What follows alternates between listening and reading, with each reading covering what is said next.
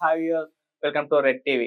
So junior NTR గారు and Allu Arjun గారు గత కొంతకాలం నుంచి కూడా వీళ్ళకి సంబంధించిన ఒక వార్త వైరల్ అవ్వడం మనం చూస్తాం. వీళ్ళిద్దరు కూడా రాజకీయ రంగ ప్రవేశం చేయబోతున్నారు, పార్టీ పెట్టబోతున్నారంటూ కథనాలు రావడం మనం ఎన్నో చూస్తాం. అంటే సీఎం సీట్ పైన ఇప్పుడు ఇద్దరు స్టార్ హీరోలు కన్నేసారా అన్నట్టుగా కూడా మారిపోయింది పరిస్థితి. మరి నిజంగా వీళ్ళిద్దరు రాజకీయ ఎంట్రీ ఉండబోతుందా?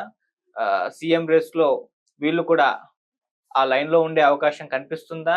వీళ్ళిద్దరూ రాజకీయ రంగ ప్రవేశం చేస్తే ఎలాంటి పరిణామాలు రాజకీయ పరంగా చోటు చేసుకునే అవకాశాలున్నాయని కంప్లీట్‌గా ఒకసారి డిస్కస్ చేయడానికి ప్రెజెంట్ మనతో పాటు senior journalist doctor Durga Vadlamani గారు ఉన్నారు. వారిని అడిగి తెలుసుకునే ప్రయత్నం చేద్దాం. నమస్కారం మేడం. నమస్తే అండి. సో కొన్ని రోజుల నుంచి కూడా వీళ్ళిద్దరికి సంబంధించి చర్చ రావడం మనం చూసాం మేడం. ఎన్టీఆర్ గారు వస్తున్నారు, అల్లు అర్జున్ గారు వస్తున్నారని. సో వస్తున్నారా? లేదా? మరిద్దరు కూడా సీఎం సీట్ పైన కన్నేసారా? ఎలా ఉంటాయి మేడం వీళ్ళిద్దరు రాజకీయ రంగ ప్రవేశం చేస్తే రాజకీయంగా ఎటువంటి పరిణామాలు చోటు చేసుకునే అవకాశం ఉంది? వీళ్ళు రాజకీయ రంగ ప్రవేశం ఇప్పుడు చేస్తారని నేను అనుకోవట్లా. హ్మ్. ఎందుకంటే అసలు అలాంటి అవకాశం, అవసరం ఆంధ్రప్రదేశ్‌లో గాని, తెలంగాణలో గాని లేదు. హ్మ్. ఇప్పుడు తమిళనాడులో టీవీకే వచ్చింది. తమిళ వెట్రి కழகம். విజయ్ సీఎం అయ్యారు. 2 ఏళ్లలో పార్టీ పెట్టి అన్నారు మీరు. 2 ఏళ్లలో పార్టీ పెట్టి అవ్వలేదు ఓకే. సీఎంగా విజయ్. ఎందుకంటే ఆయన 15 ఏళ్లుగా ఆయన ఒక సేవా ఏమంటారు ఫ్యాన్స్ క్లబ్స్ మళ్ళీ తీసుకోండి. 15 ఏళ్లుగా ఆయన ఫ్యాన్స్ క్లబ్ అని పెట్టి సేవా కార్యక్రమాలు చేశారు. ఎక్కడ ఏ కెలామిటీ జరిగినా కూడా ఈయన వెళ్ళి అక్కడ తన వంతు సాయం చేసేవారు. అతను ఒక ఫోకస్‌గా చేశాడు అది. ఫోకస్డ్‌గా ఆయన ఇంతకాలం చేసుకుని వచ్చి తండ్రి కూడా చాలా సపోర్ట్ చేశాడు. తండ్రి మొదటి నుంచి కూడా కొడుకుని ముఖ్యమంత్రిని చేయాలనుకున్నాడు. వీటన్నింటినీ మించి విజయ్‌కి ఉండే ఇంకొక ప్లస్ అతను క్రిస్టియన్ కావటం. హ్మ్. క్రిస్టియన్ ఓట్ బ్యాంక్ అతనికి పడింది. ఆ నేపథ్యమే వేరు. అక్కడ ద్రావిడవాదం వద్దనుకున్నారు. డీఎంకే, ఏడీఎంకేతో విసిగిపోయి 70 ఏళ్లుగా. ఇక్కడ ఆంధ్రప్రదేశ్‌లో అది లేదు కదా! జగన్మోహన్ రెడ్డి వద్దనుకున్నారు. బాబు గారే కావాలనుకున్నారు. కూటమి కావాలనుకున్నారు. హ్మ్. సో, బాబు గారిని సీఎం చేశారు. ఇప్పుడు బాబు గారిని మించి, చంద్రబాబు నాయుడిని మించి ఎవడైనా ఏదైనా చేయగలిగితే వాళ్ళు ఆలోచించుకోవచ్చు. హ్మ్. రాజకీయ అనుభవమే కాదు. ఇప్పుడు రాష్ట్రానికి సంబంధించి ఏం కావాలన్నా ఇవాళ కేంద్రంలో కాదు, అంతర్జాతీయంగా కాదు, జాతీయంగా కాదు, ఏ రకంగా తీసుకున్నా చంద్రబాబు నాయుడు కంటే ఎవరైనా ఉన్నారా? హ్మ్. ఒక మాట చెప్పండి నాకు. ఇప్పుడు 5 ఏళ్ళు వెనకబడిన ఆంధ్రప్రదేశ్, 30 ఏళ్ళు వెనక్కి వెళ్ళిపోయిన ఆర్థికంగా ఆంధ్రప్రదేశ్‌ని ఇవాళ పారిశ్రామికంగా పరుగులు పెట్టిస్తున్నారుగా ఆయన. హ్మ్. ప్రాంతాల వారీగా అభివృద్ధి చేస్తున్నారుగా. మరి ఇప్పుడు ప్రజలు కొత్త వాళ్ళని ఎందుకు కావాలనుకుంటారు? అంటే ఒక రీజన్ ఉండాలి కదా! ఇప్పుడు ఎంత జెన్‌జీ కిడ్స్ అయినా, ఎంత యువత అయినా వాళ్ళకి ఉద్యోగ కల్పన చేశారుగా. సో, దేనికోసం వీళ్ళు రాజకీయాల్లోకి రావాలి? అక్కడ ఏం అవసరం ఉంది? వాళ్ళు నిలిస్తే వాళ్ళు గెలవచ్చు. అందులో ఏమీ సందేహం లేదు.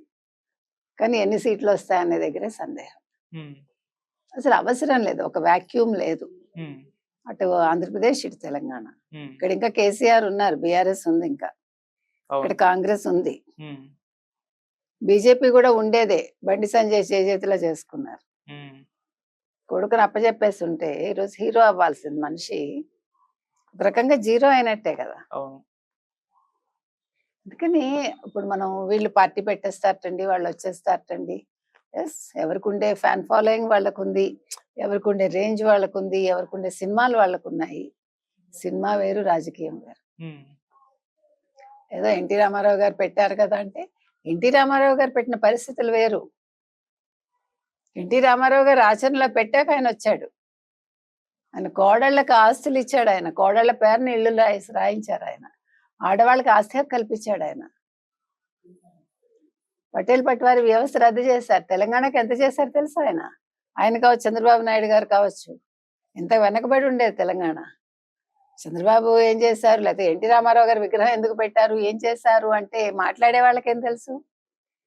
మీ వయసు ఎంత? మనం చరిత్రలోకి వెళ్ళాలి.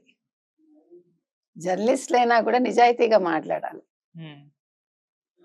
మీరేం చేశారని? పుష్ప సినిమా చేశారు ఆయన. ఓకే 1800 కోట్లు మీరు కొల్లగొట్టారు. కానీ ఆ క్యారెక్టర్ ఏంటి? ప్రజలు అడుగుతున్నది అది. సినిమా హిట్ అవ్వడం వేరు. మీరు ఆ క్యారెక్టర్‌లో జీవించారు. ఎవడు కాదని అంటల్లా. వ్యక్తిగతంగా వాట్ ఈజ్ అల్లు అర్జున్. అదే విధంగా జూనియర్ ఎన్టీఆర్. అసెంబ్లీలో అలా జరిగినప్పుడు మీరు డైరెక్ట్‌గా మీరు సపోర్ట్ చేశారా? ఇండైరెక్ట్‌గా సపోర్ట్ చేశారా? ఆ వీడియో చూసుకోండి.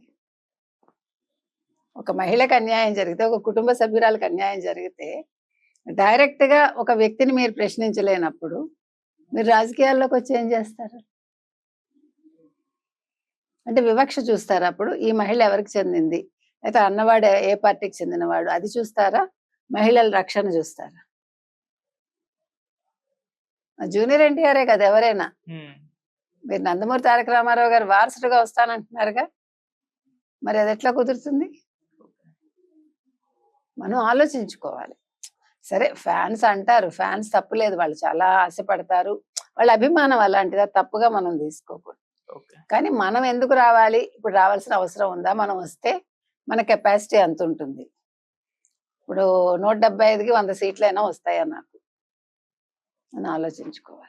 ఇంకా విజయ్ గారు ఒక హోప్ ఇచ్చారు అని అనుకోవచ్చా మేడం? అంటే ఆయన పార్టీ పెట్టడం, అంతకుముందు సేవా కార్యక్రమాలు చేయడం, అదొక రూట్ తీసుకొచ్చి అది ఆ రాష్ట్రాన్ని నేను మీకు అదే చెప్తున్నా. ఏ రాష్ట్ర పరిస్థితుల్లో ఆ రాష్ట్రాన్ని. అంటే అదొక హోప్ ఇచ్చిందా? హోప్ ఎట్లా ఇస్తుందండి? హోప్ అనేది ఆయన ఇవాళ నిన్న చేయలే కదా. That's what I'm saying. ఆయన 15 ఏళ్ళుగా చేస్తున్నాడు. నిన్న ఇవాళ మొదలు పెట్టలా. ఓకే. ఆయనకి లక్ కూడా కలిసి వచ్చింది. అలాగా ఆ పరిస్థితులు అలా వచ్చాయి. మీకు ఆ పరిస్థితులు ఉంటే మీరు వెళ్ళండి. ఇవాళ కాదు 20 ఏళ్ల తర్వాత అవ్వండి. ఎవడు వద్దని అంటల్లా. మీకు రాసి పెట్టుంటే మీకు వస్తుందండి. కానీ ఇవాళ నాకు నేను పాన్ ఇండియా స్టార్లు అయిపోయాము అని మేము చేస్తామంటే అది కుదరదు అంటున్నా అంతే. మిమ్మల్ని రాజకీయాల్లోకి రండి వద్దు అని చెప్పడానికి నేనెవరు? నిర్ణయించుకునేది మీరు. ఇప్పుడు ఎవరైనా జ్యోతిష్యులను కనుక్కుంటారు, మంచి చెడు చూసుకుంటారు, ఫ్యూచర్ ఏంటని ఆలోచిస్తారు. కాకపోతే ప్రజలు ఆలోచించారు. వీళ్ళు మనకు కావాలా వద్దా అనేది. ఇప్పుడు అలాంటి అవసరం లేదు అంటున్నా. ఇప్పుడు రేవంత్ రెడ్డి సాధించారు. ఇండివిజువల్ గా సాధించారు. వాళ్ళు రేవంత్ రెడ్డి ముఖ్యమంత్రి అయింది ఆయన సొంత చరిష్మాతోటేగా, ఆయన మాటతోటేగా. అది ఉండాలి. నేను సినిమా డైలాగ్స్ చెప్తే ఎవరు కూడా. ఇప్పుడు విజయ్ కూడా బాగా చేస్తున్నాడు. ఆయన వ్యక్తిగతంగాను చేశాడు, ఆయన ఇప్పుడు చేస్తున్నాడు. అదే ఆలోచించుకోమంటున్నా అంతే. ఇప్పుడు తమిళనాడు పరిస్థితి మనకి లేదు, ఆంధ్రాకి లేదు, తెలంగాణకి లేదు. తెలంగాణ భావోద్వేగాలు వేరు, ఆంధ్ర వేరు. Thank you so much.